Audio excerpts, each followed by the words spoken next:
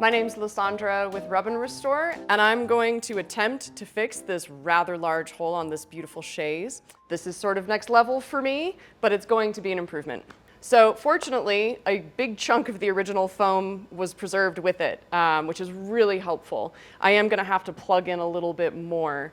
The first step in this process, if you're trying to deal with this void, is to sculpt your new substrate, and that can be a very painstaking process. So I kind of had to think about it first, like which way does it go in here, and I actually have a clue. There's a little bit of glue on the bottom here.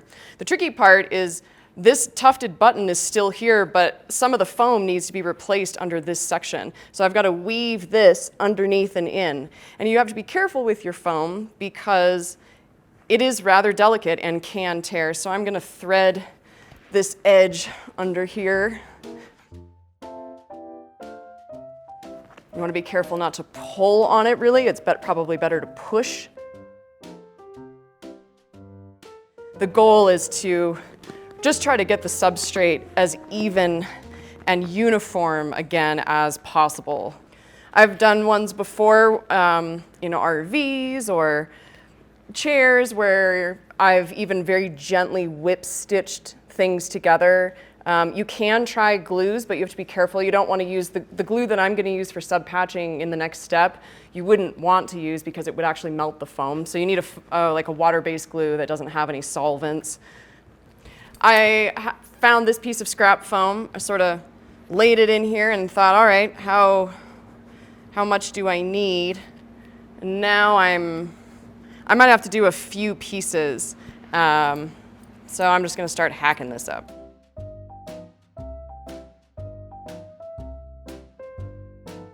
Yeah, if you felt like your foam needed stability, like it needs to be glued or stitched, do that. Otherwise, there's not much extra real estate in here, so I imagine once we sort of get the sub patches in place and get it all down, it's going to be just fine.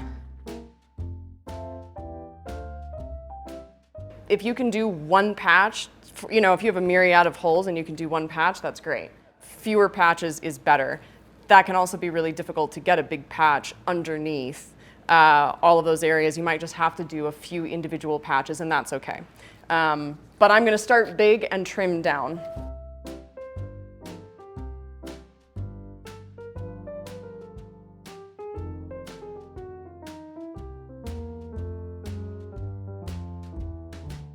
And I always like to sort of round a lot of my corners because you'll find that the like sharp, straight corners will kind of snag each other and make it difficult. They'll buckle and wrinkle underneath, and you'll just have to mess with it more.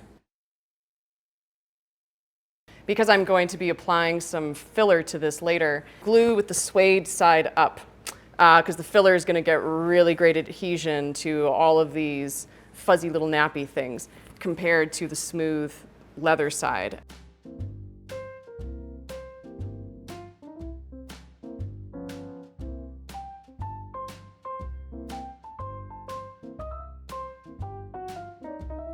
And so the idea is to work this around the periphery of all the damage. So I could maybe just go up to this button here.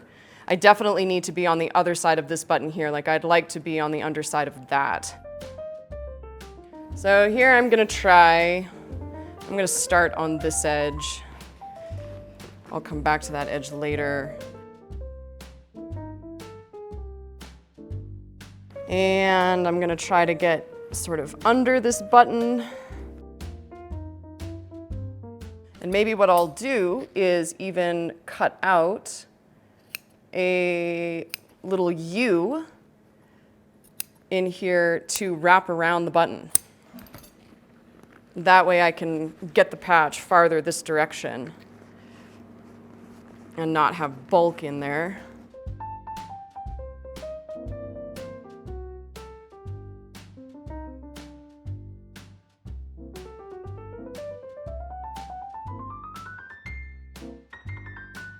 The other tricky thing about patching like this is if you're on any curve, like we see a lot of damage of holes on arms where dogs have chewed, or on the corner of a cushion where you've got a curve going this way and a curve going that way. You got lots of curves. It's not just a flat plane. And so when you're trying to subpatch something like that, all those curves, you end up having wrinkles and buckles, and you've got to cut those out, cut in little triangles so that and remove that excess so that it can all lay flat. I'm probably gonna have to do that here too. I'm now trying to subpatch under here and work my way around this button. There's a lot of bulk under here that I need to cut out, but the tufting is quite forgiving. I think I'm just gonna cut. So I want my U right here for this button.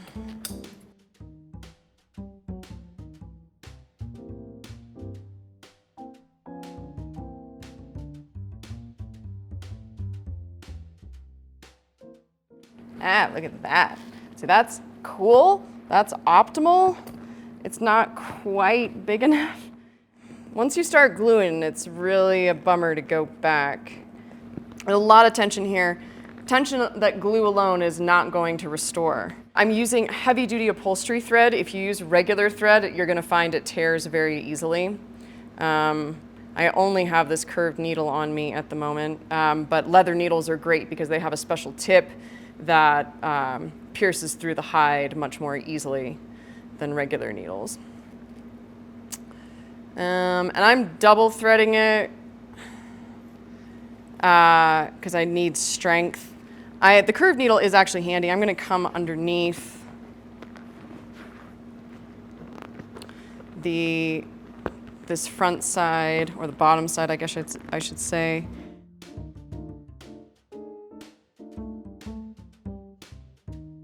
I'm going to fold the leather, overlap it, and go up through both pieces. All right, and that alone is a pretty good anchor for me. So I'll maybe just do a couple more.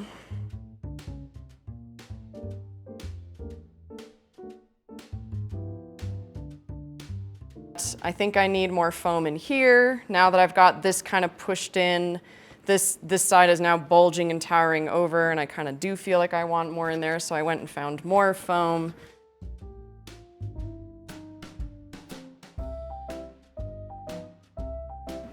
If I just did a nice little triangular piece.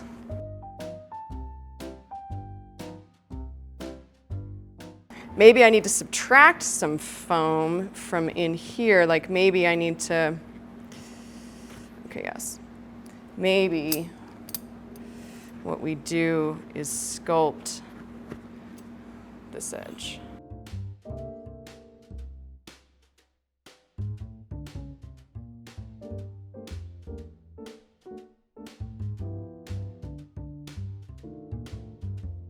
That's looking more plump. I think you always need more foam than you think you will, because it kind of compresses. Maybe I'll do the sub patch for this.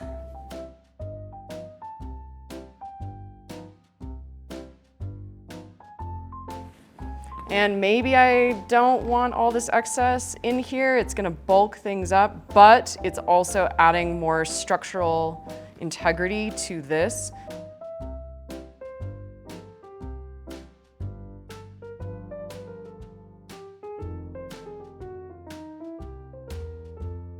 This is gonna glue down pretty nicely.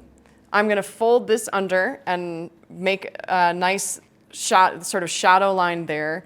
These lines are perfect. Actually, just the natural folding of the leather has made this nice shadow that looks in line with all the others. The issue is this piece. If I just fold this piece here, it's gonna be a second parallel line that's really out of place with everything else. Still an improvement. And so I need to trim up this leather a bit, give myself a nice edge that's gonna be easy to correct with filler and looks natural.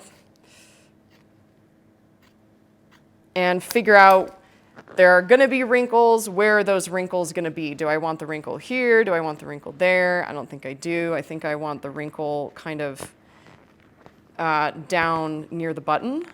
I'm going to start stitching. This time I've only done a single thread. Because I'm doing so many stitches, I may need to pull some out.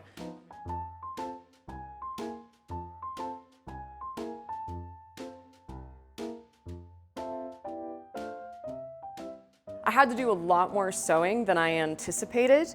If you imagine my head is the button in the tuft, of course, I had to cut my leather patch to have a U shape to sort of wrap around underneath the button like a collar. And if I couldn't stitch it together in the front, I would at least stitch the leather, the sub patch to the existing leather above. And I made sure that that patch of leather, that sub patch, was being pulled taut from opposite directions. So there's good tension and it can take a lot of weight and stress. One thing that's encouraging to me, I noticed somebody else previously had sub patched this whole section over here.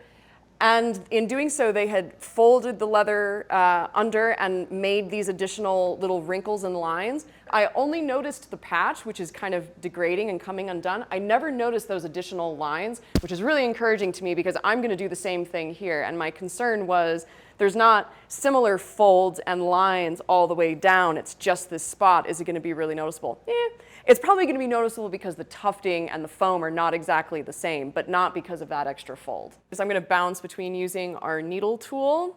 You could use a regular toothpick's okay, but a big needle is, metal needle is preferred, and my palette knife. I'm going to try not to be too messy with the glue. I'm using 3M's plastic emblem and trim adhesive. E6000, Loctite also make good ones. You just need to be sure to let the glue completely cure before proceeding with any filler repair. So I'm going to go to about here. And usually this glue is so tenacious, I never actually worry about cleaning the material first. Unless there's a lot of wax or silicone on there, and there's not with these. You can see I have a hole here and the glue bled through. I'm going to scrape that off and tack this down and hold it for just 5 or 10 seconds. Pull it back up if it will pull up. Get just a little bit of air on it and press it back down. Here I've got a nice little wood block to give me some back pressure. I've also got a heat gun. Hair dryer is actually probably safer, especially with leather. A heat gun can, if it gets too hot, it will shrink the leather. But it's great for really force curing things quickly, which I may need to do, particularly where there's more tension and I need it to dry very quickly. I'm trying to work it even behind some of these larger stitches just to have as much reinforced contact between the green sub patch and the original leather. Contact and pull back.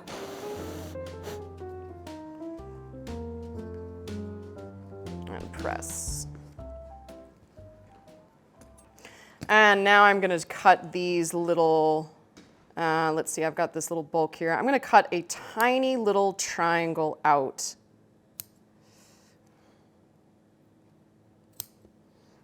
I just don't want the original leather, this top layer of leather, overlapping anywhere, and it still kind of does just a little bit there.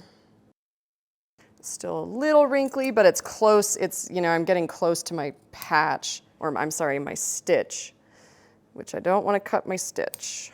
You want all these edges really nicely tacked down. You don't want a bunch of glue oozing out, but you really don't want any edges curling up. That's just going to make your life harder in terms of repair and in wear of that repair. And so here I'm going to use a tiny bit of heat from my heat gun. Again, you have to be very cautious with this. And I'm not going to linger too long with the heat. Just use it to quick cure that glue. Okay, and I've got this little flap, this little edge right here. Test your edges, yeah, like that. I still need a little more glue. I'm not gonna use the palette knife now, I'm gonna switch to the needle.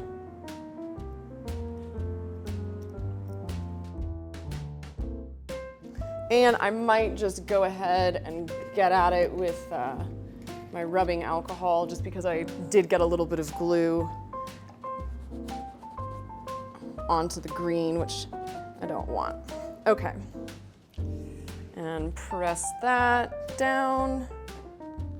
Instead of blowing, I'm just gonna go right for the heat. It's not cured, and it's still kind of curling up a bit. And I still have some residue from the glue on the green, which if you get at it early enough in the process, it will kind of roll off with a nail or clean off with the solvent. If you let it cure, good luck getting it off.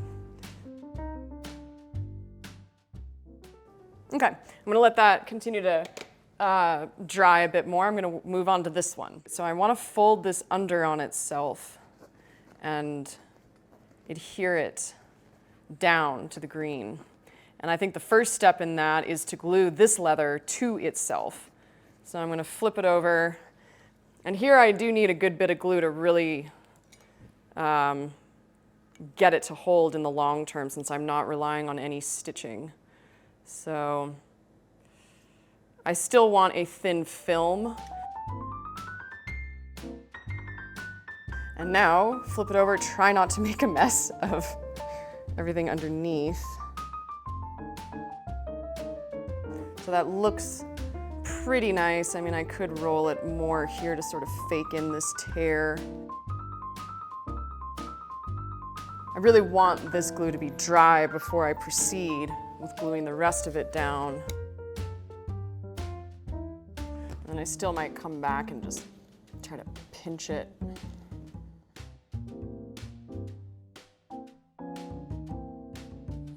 Here I'm using, instead of my wood block, I'm using I think it's like a silicone grain. It's a 2-part epoxy that you can buy, and you can use it to make a negative of any surface. And the only reason I went for that, usually you want level pressure, because otherwise you might dent a surface.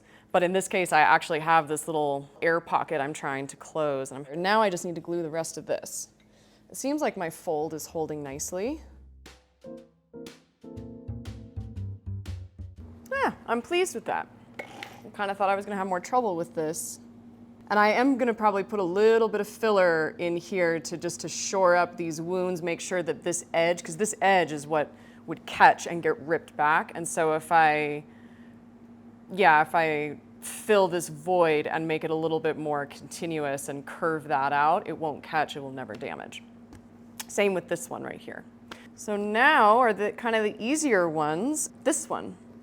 And so what I want to do, this piece was folded and just kind of overlaps that. So I'm going to glue this piece down first, try to get this tear not to have a buckle or wrinkle there. So pull it this way, maybe just get this section, these wrinkles down here, just to let them pick up the slack, and then glue this down on top.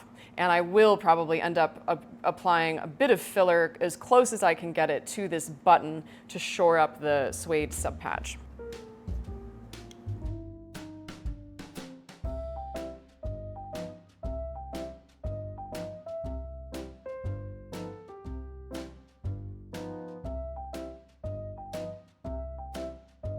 So work your way around the perimeter and come back and check your edges and make sure that you haven't missed anything. And if so, touch it up. And you might need to use a more precise tool like your needle for that. And now I'm ready for filler.